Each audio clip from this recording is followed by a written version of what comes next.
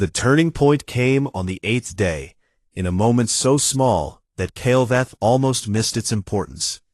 The Devourers had cut off the station's main power supply, and the shields were failing. The Allied armada was breaking apart under the relentless assault, ships exploding like stars going dark. Admiral Vorteth had given the order to retreat, pulling the surviving vessels back to regroup for another stand. And Commander Harris had refused. Kael'Veth listened to the communication channel from his position on the station, where Nicole was still tending to his wounds with her shaking but steady hands. The exchange between Vorteth and Harris crackled through the speakers, and every word seemed to carry the weight of destiny. "We are not leaving," Harris said, his voice calm despite the explosions and alarms in the background. "There are still people on that station, my people, your people, people who trusted us to protect them." "The mathematics are clear," Vorteth replied, his voice tight with frustration. "Remaining here is tactically indefensible. We must preserve our forces for the next engagement." "For what?" Harris interrupted. "For the next stand? And the one after that? How many retreats do we make until there is nowhere left to retreat to?" There was silence on the channel, broken only by the sounds of distant battle. "The Devourers consume," Harris continued. "That is all they do. They do not negotiate, they do not compromise, they do not stop. They just consume, and we have been fighting them the same way for centuries, falling back and regrouping and sacrificing world after world. But we do not have to keep doing this." "What do you suggest?" Vorteth asked, and Kael'Veth heard something new in the Admiral's voice. It was not contempt anymore, it was genuine curiosity, perhaps even hope. "I suggest we stop running. I suggest that today, right here, we draw a line in the sand. Not because we know we can win, but because if we keep retreating, we definitely lose. Every species that stood against the Devourers did so alone, and they fell alone. But we are not alone anymore. We have each other." The silence stretched for a long moment. Then, one by one, the Allied ships began to respond. Silurian vessels broke from the retreat formation and turned back toward the battle. Maruni warships reversed their course. Vethkai scouts rejoined the defensive line. "You humans," Vorteth said finally, and his voice had changed completely. There was respect in it now, and perhaps even admiration. "You are either the bravest or the most foolish species in the galaxy." "Both," Harris replied, "usually at the same time. That is kind of our thing." That night, if night had any meaning in the darkness of space, Kael'Veth found himself sitting with the human soldiers in a damaged cargo bay. The battle was still ongoing, but there was a brief pause as both sides regrouped. The humans had taken shelter here to rest, though most of them were too wounded or too tired to truly sleep. They were exhausted beyond anything Kael'Veth had ever witnessed. Their bodies were failing, their wounds were bleeding through bandages, and many of them were clearly dying. But they were still alive, and they were singing. The sound surprised Kael'Veth more than anything else he had experienced during the battle. These people were facing death, surrounded by enemies, trapped on a station that was slowly falling apart around them. And they were singing. Not songs of victory or glory, simple songs. Songs about home and family and the people they loved. Songs about places they might never see again, and moments they would never forget. The melodies carried an aching, terrible beauty that made Kael'Veth's chest hurt in ways he could not explain. Corporal Derek Ruiz sat nearby, his legs shattered and held together with emergency splints. He was teaching Kael'Veth the words to something called Amazing Grace, an old human song about redemption and hope. "How can you sing?" Kael'Veth asked when the song ended. "How can you find beauty in this moment? We are surrounded by death. The station is dying. We may not survive the night." Ruiz smiled, his face pale from blood loss, but his eyes bright with something that Kael'Veth could only describe as joy. Because that is what we do. We find beauty everywhere we can, in sunsets and music and the faces of people we love. We find it because we need it. Life is short for us, friend. It is hard and painful and sometimes really cruel. If we did not find beauty in it, we would go insane. He paused, adjusting his broken leg with a grimace of pain. Or maybe we are already insane. Maybe that is our secret. We are all a little crazy, and the universe has never figured out how to deal with that. Nicole finished checking Kael'Veth's wounds and sat down beside him, her hands still trembling from exhaustion, but her spirit unbroken. She leaned against the wall and closed her eyes for a moment. "You know what my grandmother used to say about us?" she asked quietly. "She said that humans are just really stubborn monkeys who discovered fire and then decided that nothing in the entire universe was going to push us around ever again." She laughed softly. "Every time something tries to kill us, we just get angrier and more creative. Ice ages, diseases, wars, famine. The universe keeps trying to teach us our place, and we keep refusing to learn the lesson." Reyes joined them, her wounds bandaged and her remaining eyes sharp, despite her exhaustion. She had a container of something that smelled bitter, a human drink called coffee, that they seemed to rely on for energy. "You want to know the real truth about humans?" Reyes said, sitting down heavily. "We are afraid all the time, every single one of us. We know how fragile we are. We know that any moment could be our last, but we fight anyway, because the alternative is worse. Letting the darkness win, letting the monsters take everything, giving up on the people who count on us." She shook her head. "That is worse than dying. That is worse than anything." Kael'Veth looked at these impossible beings, these fragile creatures who had no right to be alive, let alone fighting. Their bodies were broken, and their spirits should have been crushed. By every rational measure, they should have surrendered days ago. Instead, they sat together in a damaged cargo bay, sharing songs and stories and bitter drinks. They laughed at jokes that Kael'Veth did not understand. They cried for fallen friends without shame. They held each other's hands and promised to keep fighting until the very end. "I think I am beginning to understand," Kael'Veth said slowly. "You do not fight because you believe you will win. You fight because fighting is who you are. It is what you do. It is what makes you human." Ruiz nodded, his smile warm, despite everything. "Now you are getting it, friend.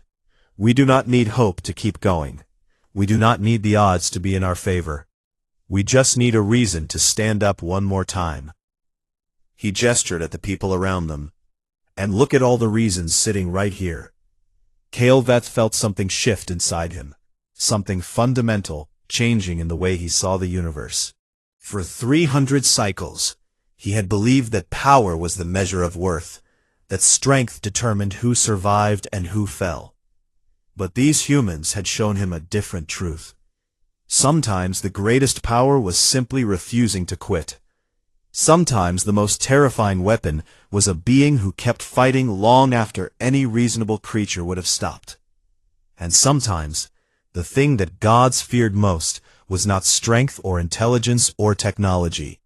It was the unbreakable will of creatures who had nothing left to lose and everything still to prove. The final battle began at dawn, according to station time, an arbitrary measurement that the humans insisted on keeping, because, as Reyes explained, they needed something normal to hold on to, even if it was just numbers on a clock. The Devourer command ship had arrived. It was a vessel so massive that it generated its own gravitational field, pulling debris and smaller ships toward it like a hungry mouth. The ancient texts called it a world eater, and the name was not an exaggeration. This single ship had destroyed civilizations older than the Silurian Empire. It had consumed species that had achieved what some called godhood. Kael'Veth watched from the station's observation deck, as the World Eater took position at the center of the Devourer fleet. Its weapons were already charging, dark energies building in arrays that could crack planets. Against such power, the Allied fleet looked like insects before a storm. Then Commander Harris made his final move. "All ships, this is Harris." His voice came through the command channel. "I am taking the Valor's Edge on a direct approach to the World Eater. There is a vulnerability in its lower section, a thermal exhaust port connected to the main reactor. If we can hit it, we can start a chain reaction that will tear the ship apart." Admiral Vortev responded immediately. "Commander, that port is only a few meters wide. The approach is defended by thousands of weapons platforms. No targeting system in the galaxy could make that shot." Who said anything about a targeting system? Kaleveth understood then what Harris intended. The human was going to fly the approach manually, using nothing but his own reflexes and skill. It was suicide. The defensive fire alone would destroy any ship long before it reached the target. "Daniel, no!" Reyes shouted into the communication channel. She was standing beside Kaleveth, her wounded face tight with emotion. "There has to be another way." "There is not," Harris replied, and his voice was gentle. "Someone has to go, Sam, and I have always been better at flying than you. This is not a joke." "No, it is not, but it is necessary. The World Eater will destroy the station within the hour. It will destroy the fleet. It will consume everything we have fought for, unless someone stops it." There was a pause. "I am not asking for permission, Sam. I am saying goodbye." The Valor's Edge broke from the fleet formation and accelerated toward the World Eater. Kaleveth watched on the tactical display as the tiny human ship dove into a storm of weapons fire that should have been impossible to survive. But Harris was not relying on luck or armor. He was flying with a skill that Kaleveth had never witnessed, weaving through the defensive fire like water flowing around stones. Every movement was precise, calculated, perfect. The ship rolled and twisted and dove through gaps that seemed too small to exist. "How is he doing that?" Vortev demanded, watching the same display. The reaction time required would be impossible for most pilots. Reyes was crying, tears streaming down her wounded face, but her voice was steady. "Daniel has been flying since he was 16 years old. He spent 20 years mastering combat maneuvers. He told me once that flying was the only time he felt truly free." She watched the display as Harris penetrated deeper into the defensive perimeter. "He is not the best pilot because of his reflexes. He is the best because he loves it. He loves every second of being in that cockpit." The World Eater seemed to recognize the threat. Its weapons focused on the tiny ship, pouring fire at Harris from every direction. The Valor's Edge took hits, its shields failing, its hull breaching, but it kept flying, it kept moving, it kept getting closer. "Commander Harris," Kaleveth said into the communication channel, "I want you to know that you have changed my understanding of the universe. You and your people have shown me what true strength really means." Harris laughed, and even now, flying towards certain death, there was joy in the sound. "Just tell everyone what you saw, Kaleveth. Tell them about the crazy humans who refused to give up. Tell them that we were here, that we mattered, that we fought." "I will, I promise." The Valor's Edge was falling apart now, systems failing, fires burning, but Harris kept it flying through sheer willpower. He dodged the last defensive platform, rolled past the final barrier, and lined up his approach on the exhaust port. "Sam," Harris said, his voice soft, "tell my family I love them. Tell them I went out swinging." "I will, Daniel. I will." The Valor's Edge fired its remaining weapons, and then dove directly into the exhaust port. The ship vanished into the heart of the World Eater. And for a moment, nothing happened. Then the explosions began. They started small, flashes of light deep within the massive vessel. Then they grew larger, spreading through the superstructure, like fire through dry wood. Secondary systems detonated. Power cores ruptured. The World Eater began to tear itself apart from the inside. When the main reactor finally exploded, the blast was visible across the entire sector. The World Eater died in a blinding flash that took 40,000 Devourer ships with it. The cascade reaction rippled through the enemy fleet, destroying vessels that had survived every previous engagement. Commander Daniel Harris did not survive. But in his death, he killed more enemies than any warrior in the recorded history of the galaxy. He saved more lives than could ever be counted. He changed the course of a war that had seemed impossible to win. And he did it not through superior technology or overwhelming force. He did it through the same thing that had carried humans through every challenge they had ever faced. Stubborn, beautiful, terrifying human will. The battle ended hours later, the remaining Devourer ships retreating into fold space. The Allied fleet had won, though the cost had been enormous. Thousands of ships destroyed, millions of lives lost, wounds that would take generations to heal. But they had won. Kael'Veth returned to the Silurian homeworld months later, after the treaties were signed and the recovery began. The Devourers were not destroyed, not completely, but they were broken. They would return someday, as they always did. But for now, the galaxy had peace. He became High Priest of the Temple of the Eternal, and in that role, he did something that no Silurian had ever done before.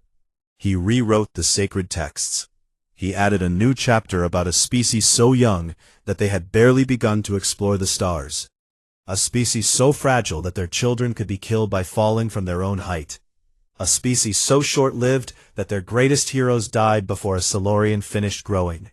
He wrote about humans. He wrote about Daniel Harris, who flew into certain death with a smile on his face. He wrote about Samantha Reyes, who stood over a fallen alien and called him her people. He wrote about Amanda Cortez, who fought with one arm and refused to stop. He wrote about Ryan Okonkwo, who kept shields running through spite and stubbornness. He wrote about Nicole Brennan, whose hands shook, but whose heart never wavered. He wrote the truth that he had learned in a cargo bay, surrounded by singing soldiers, on a station that was dying around them. The gods do not fear humans, because humans are strong. They are not. The gods do not fear humans, because humans are wise. They are often foolish. The gods do not fear humans, because humans live forever. They die so easily, so quickly, in so many ways. The gods fear humans, because humans do not fear the gods. Because when you tell a human that something is impossible, they smile and try anyway. Because when you knock them down, they get back up. Because when you kill their friends, they fight harder, instead of running. The gods fear humans, because humans have looked at the universe in all its vast, cold, terrible beauty, and decided that it matters anyway. That life matters, that love matters, that standing up for what is right matters, even when you cannot win. That is why the gods fear them. That is why everyone should fear them. And that is why, when the darkness comes again, we should all be grateful that humans stand with us. Because humans have something to prove, and they will burn down the universe itself to prove it. The battle for Station Meridian lasted 9 days. And during those 9 days, Kael'Veth witnessed things that would forever change his understanding of the universe. He fought beside humans on 3 different fronts, watched them bleed and suffer and die, and slowly came to realize that everything he had ever believed about strength and weakness was wrong. These fragile creatures, with their soft skin and their brief lives, possessed something that no other species in the galaxy seemed to have. Something that made them terrifying in ways that had nothing to do with physical power. On the 3rd day, Kael'Veth found himself defending a critical corridor alongside a human squad led by Sergeant Amanda Cortez. The Devourers had breached the station's outer hull and were pouring through the gaps, their monstrous forms filling the narrow passageways with death. Cortez was a small woman with short brown hair and eyes that seemed to burn with an inner fire. She moved with the efficiency of someone who had fought many battles, directing her squad with sharp commands while firing her rifle at the advancing enemy. Then a plasma bolt struck her left arm. Kael'Veth saw the impact, saw the flesh and bone blacken and burn, saw the arm become useless in an instant. A Silurian warrior would have entered healing stasis immediately, allowing their body to recover. A Moruni would have retreated to seek medical attention. Any rational being would have recognized that they could no longer fight effectively. Cortez did none of these things. She looked at her destroyed arm for exactly 1 second, then used her remaining hand to pull her belt free. She wrapped the belt around her upper arm, pulled it tight to stop the bleeding, and picked up her rifle with her one good hand. "Sergeant, you need medical attention," Kael'Veth shouted over the sounds of battle. Cortez laughed, a rough and painful sound that somehow still contained humor. "Medical can wait. These things cannot." She continued fighting, moving slower than before, but never stopping. She killed 18 more devourers with her remaining arm, before blood loss finally dropped her to the ground. And even then, even lying in a pool of her own blood, she did not stop. "Kael'Veth," she called out, her voice weak but clear. "There are 4 hostiles coming through the ventilation shaft to your left. 30 seconds. He spun and saw nothing, but he trusted her words. When the devourers burst through the shaft, exactly where she had predicted, he was ready. Her warning saved his life. Cortez was still giving targeting information to her squad when she finally lost consciousness, her voice fading mid-sentence as her body gave out. On the 5th day, Kael'Veth discovered what humans called sleep deprivation. The station's power systems were failing under constant assault, and the engineering team had been working without rest for over 100 hours to keep the shields running. He found Chief Engineer Ryan Okonkwo in the main reactor room, surrounded by sparking cables and failing systems. Okonkwo was a tall man with dark skin and intelligent eyes, but those eyes were now bloodshot and unfocused. His hands were shaking so badly that he could barely hold his tools. "You need to rest," Kael'Veth told him. "Your body is shutting down. I can see the symptoms of cognitive impairment." Okonkwo smiled, a strange expression on his exhausted face. Rest is for people who have the luxury of time. "Right now, if I stop working, the shields fail. If the shields fail, everyone on this station dies." He turned back to his work. "I will rest when I am dead or when this battle is over, whichever comes first." "How can you function like this? Your brain must be barely working." "Spite," Okonkwo replied without looking up. "Lots and lots of spite. The devourers want me to fail. They want me to give up, so I will not give them the satisfaction." He laughed, a hollow sound. "Humans are very good at spite, Kael'Veth. We can do amazing things when we are angry enough." He kept working, his trembling hands somehow finding the right connections despite his impaired state. The shields held. On the 7th day, the devourers breached the command center. Kael'Veth fought beside Lieutenant Reyes and a squad of human marines in a corridor that became so filled with bodies that they were standing on the dead to continue fighting.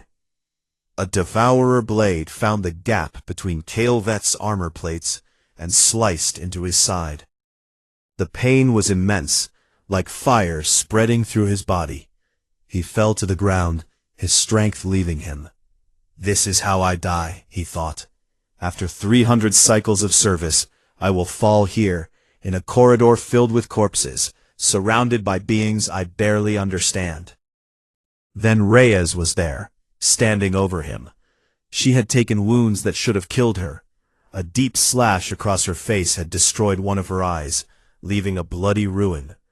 A stab wound in her thigh was bleeding heavily, soaking her uniform with red. But she was still standing, still fighting, her rifle firing until it overheated and then swinging it like a club. "Stay with me," she growled at Kael'veth, grabbing his armor with one hand while fighting off devourers with the other. "You do not get to die.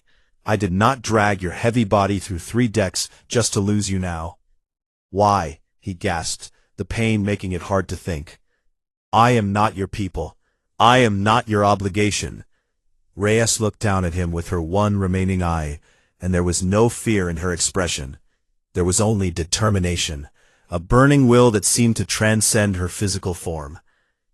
"You are fighting beside me," she said. "That makes you my people."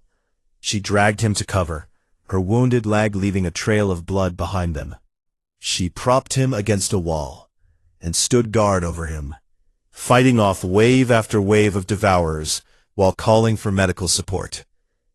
A human medic arrived, a young woman named Nicole Brennan, with steady hands and calm eyes. She worked on Kael'veth's wounds with focused efficiency, sealing the damaged tissue and stopping the blood loss. "Why are you saving me?" Kael'veth asked her. "I am a Silurian.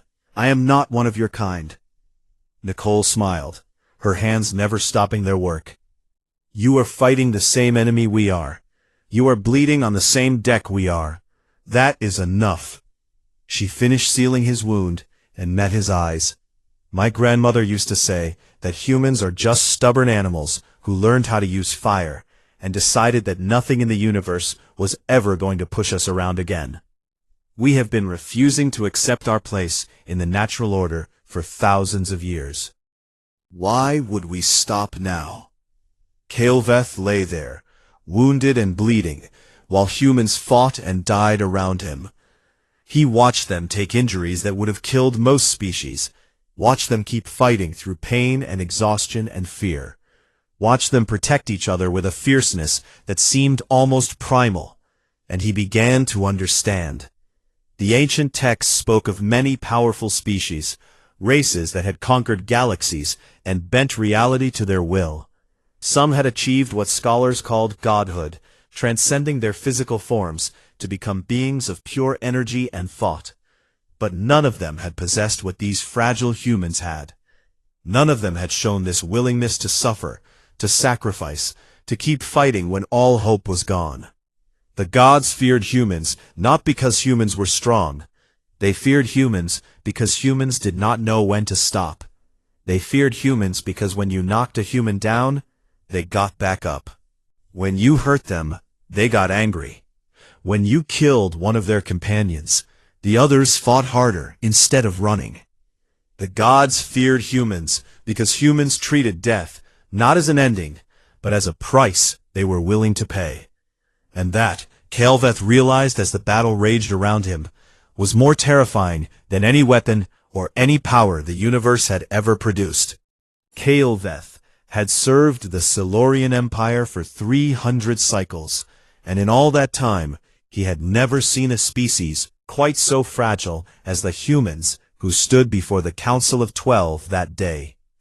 He watched them from his position near the great pillars of the chamber, his 4 eyes studying every detail of their soft bodies and their strange, expressive faces. They were small creatures, barely reaching the chest of an average Silurian warrior. Their skin looked thin enough to tear with a gentle touch, and their bones seemed like they would shatter from impacts that would only bruise a Silurian child. Commander Daniel Harris stood at the center of the delegation, his back straight and his eyes steady, despite the obvious physical disadvantages of his species. Beside him stood Lieutenant Samantha Reyes, a woman with dark hair and sharp features, who carried herself with the confidence of someone who had seen battle many times before. "We have come to request an alliance," Harris said, his voice clear and strong in the vast chamber. "The Devourer fleet threatens all life in this sector of the galaxy, and we believe that together we can stop them." High Priestess Yolmara leaned forward on her throne, her ancient face showing something between amusement and pity. She had lived for over 1,000 cycles, and had watched countless species rise and fall like dust in the cosmic wind. What could these brief creatures possibly offer against an enemy that had consumed 17 civilizations? You are aware, Yulmara said slowly, that the Devourers have destroyed empires that spanned hundreds of worlds, empires with technology far beyond your own. Empires with warriors who could live for millennia? Harris nodded without hesitation. We are aware, High Priestess. And yet you wish to fight beside us? You whose lives are measured in mere decades? You whose bodies require constant temperature regulation and precise amounts of oxygen and water simply to survive? That is correct.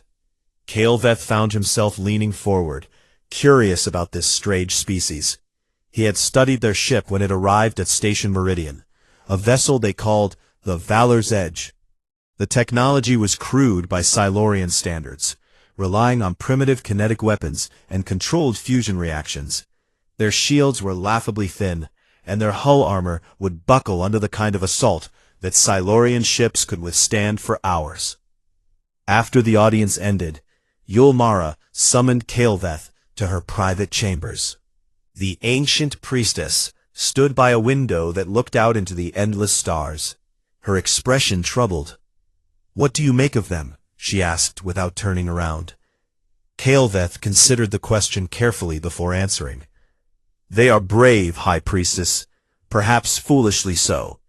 But bravery without capability is merely a colorful form of suicide. Yet there is something about them, Yulmara said quietly. Something in their eyes that I have not seen in a very long time. Did you notice how the commander looked at me when I listed all the reasons his species should not fight? He did not flinch. No, he did not. And that troubles me, Kael'Veth. It troubles me greatly. She finally turned to face him. I am assigning you as liaison to the human contingent. Watch them. Report to me anything unusual. Kael'Veth accepted the assignment without complaint, though he privately believed it would be a waste of his considerable talents. What could he possibly learn from creatures who would likely be dead within the first hour of combat? His first meeting with Commander Harris took place in a small conference room aboard the Valor's Edge. The human ship smelled strange to Kael'Veth, filled with unfamiliar scents of processed air and organic compounds. He noticed that the corridors were narrow and the ceilings low, designed for beings much smaller than himself. Harris greeted him with a gesture that Kael'Veth's translator identified as a handshake, a human custom of greeting. The commander's grip was firm but not strong, not by Silurian standards. Yet there was something in the way Harris held himself that suggested hidden depths. I appreciate the Council granting our request, Harris said as they sat down at a table covered with tactical displays. I know our fleet is not impressive by your standards. Your honesty is refreshing, Kael'Veth replied. Most species attempt to exaggerate their capabilities when seeking alliance. Harris smiled, a display that Kael'Veth was still learning to interpret. What would be the point? You can see our ships. You know what we can and cannot do. Lying about it would only get my people killed faster. Lieutenant Reyes entered the room, carrying data tablets and a container of some dark liquid that smelled bitter. She handed one tablet to Harris and offered Kael'Veth a polite nod before taking her seat. We have been studying the Devourer tactics, Reyes said, activating a holographic display. Their pattern is consistent across all 17 civilizations they have consumed. They overwhelm with numbers. They target leadership and infrastructure first, and they show no mercy to survivors. Kael'Veth had studied the same data for decades. You have described them accurately. What conclusion have you drawn? That fighting them the same way everyone else has fought them will produce the same results, Harris replied. Every species that faced the Devourers tried to match their numbers, tried to hold defensive lines, tried to protect their worlds one by one. And every species lost. What alternative do you propose? Harris and Reyes exchanged a look that Kael'Veth could not quite interpret. There was something passing between them, some shared understanding that transcended words. We do not intend to fight defensively, Harris said, and we do not intend to survive every engagement. Kael'Veth felt his four hearts skip their rhythm. You are planning suicide attacks, Reyes corrected. We are planning to make every human life cost the Devourers dearly. There is a difference. A suicide attack wastes life for minimal gain. What we are planning is strategic sacrifice, where every death serves a larger purpose. The concept was foreign to Kael'Veth. Solorians valued their long lives above almost everything else. The idea of deliberately planning for death, of building a strategy around the willingness to die, seemed almost obscene. My people have a saying, Harris said, seeming to sense Kael'Veth's discomfort. It is not the size of the dog in the fight that matters. It is the size of the fight in the dog. I do not understand this reference. Harris leaned forward, and Kael'Veth saw something in the human's eyes that he had not noticed before. It was not madness, though it resembled madness. It was not courage, though it included courage. It was something else entirely, something that made Kael'Veth's ancient instincts whisper warnings. It means that raw power is not everything, Harris explained. A smaller, weaker creature can defeat a larger, stronger one if it wants victory badly enough. If it is willing to sacrifice everything, to endure anything, to keep fighting long after any rational being would have surrendered. And you believe humans possess this quality? Harris smiled again, and this time Kael'Veth recognized the expression. It was the smile of someone who knew something that others did not, someone who held a secret that would only be revealed in time. We have spent our entire existence fighting things bigger and stronger than ourselves, Harris said. The universe has been trying to kill us since the moment we climbed down from the trees. Ice ages, predators, plagues, each other. And we are still here. We are still fighting. We will always be fighting, until the last human draws the last breath. Kael'Veth left the meeting with a strange feeling in his chest, something he had not experienced in centuries. It took him several hours to identify the emotion. It was the first faint stirring of fear.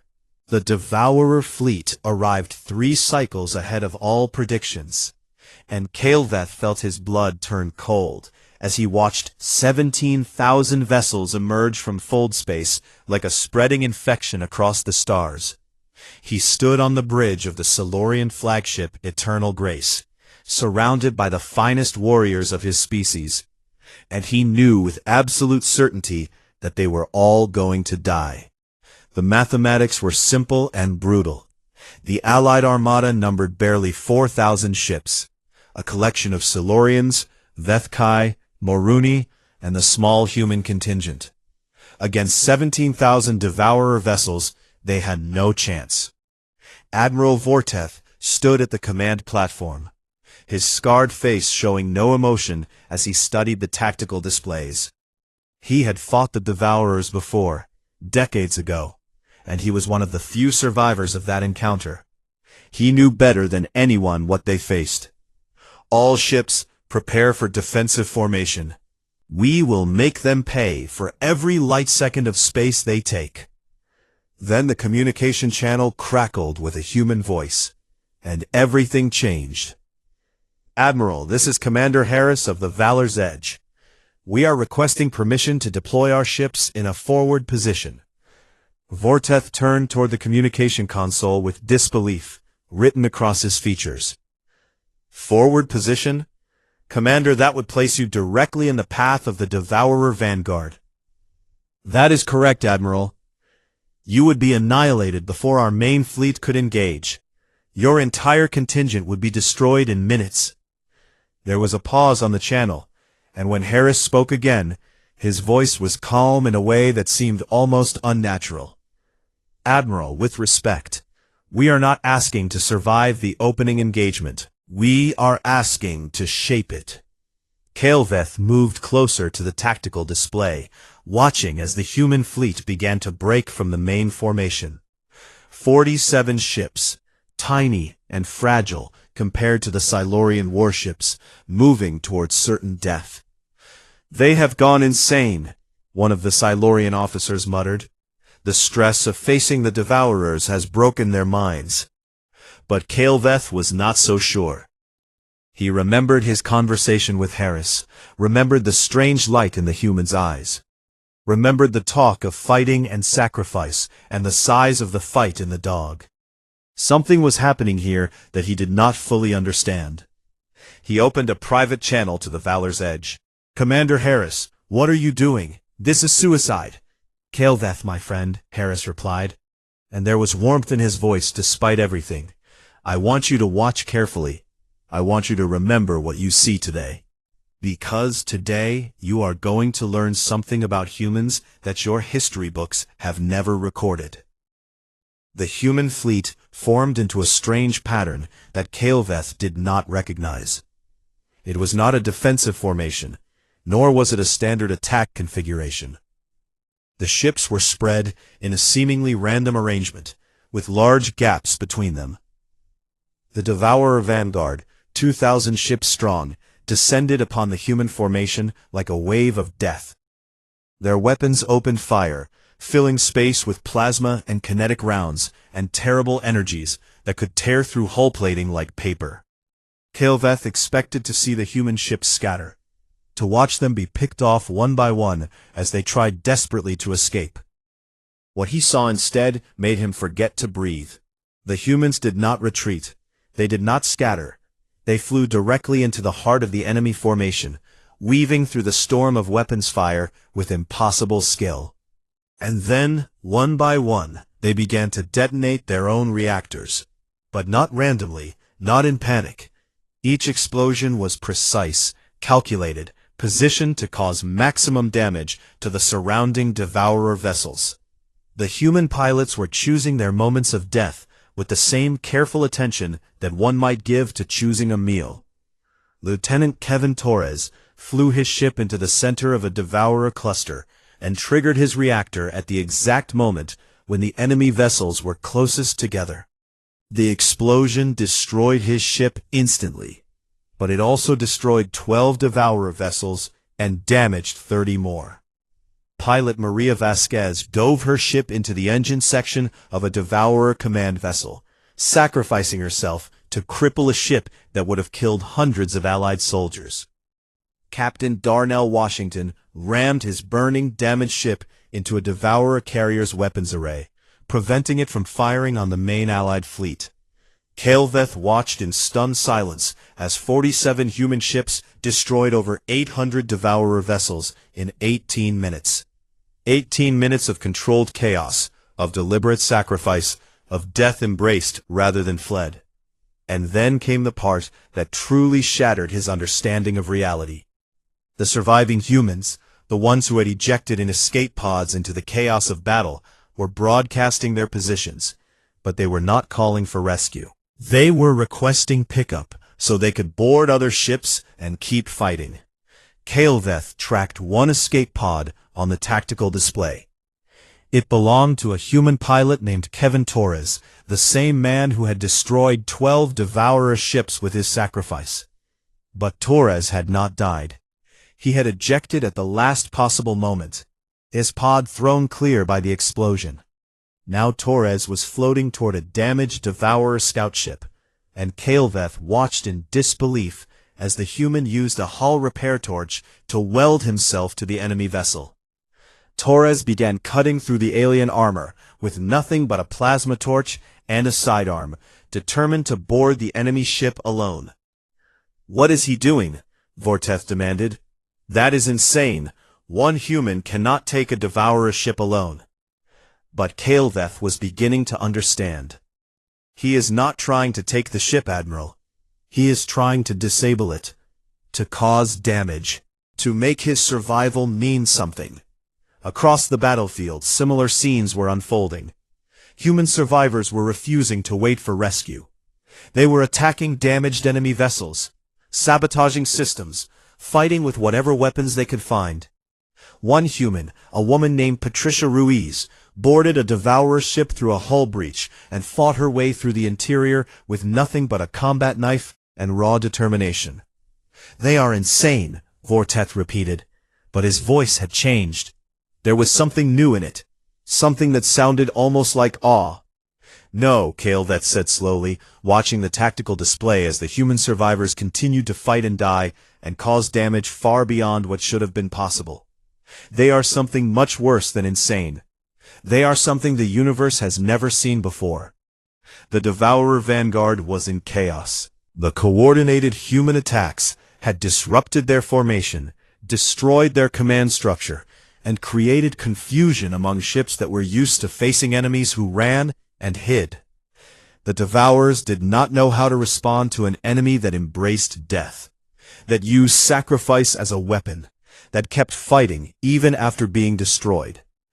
Commander Harris had somehow survived the initial attack, his ship damaged but still functional. He was directing the remaining human pilots, coordinating their suicide runs and rescue operations, keeping the chaos organized. "Commander Harris," Kael'Veth said over the communication channel, "I do not understand. Why would you do this? Why would you sacrifice so many of your people?" Harris's response came through clearly despite the interference of battle. "Because someone has to go first, Kael'Veth. Someone has to show the Devourers that they can bleed. Someone has to prove that they are not invincible. And my people have never been very good at waiting for someone else to do the hard things." Kael'Veth closed his eyes for a moment, processing everything he had witnessed. When he opened them again, he saw that the main Allied fleet was advancing, taking advantage of the chaos the humans had created. The battle was not won, not even close, but for the first time in centuries, the Devourers were on the defensive. For the first time in centuries, someone had shown them what it felt like to be afraid. And it had taken 47 tiny ships, crewed by fragile beings with brief lives, to do what empires spanning hundreds of worlds had failed to accomplish. Kael'Veth began to understand why the ancient texts spoke of humans with such caution, why the elder races whispered their name with something that sounded almost like fear. It was not their strength. They had none. It was not their technology. It was primitive. Something that defied all logic and reason. Humans simply refused to accept defeat, even when defeat was the only rational outcome.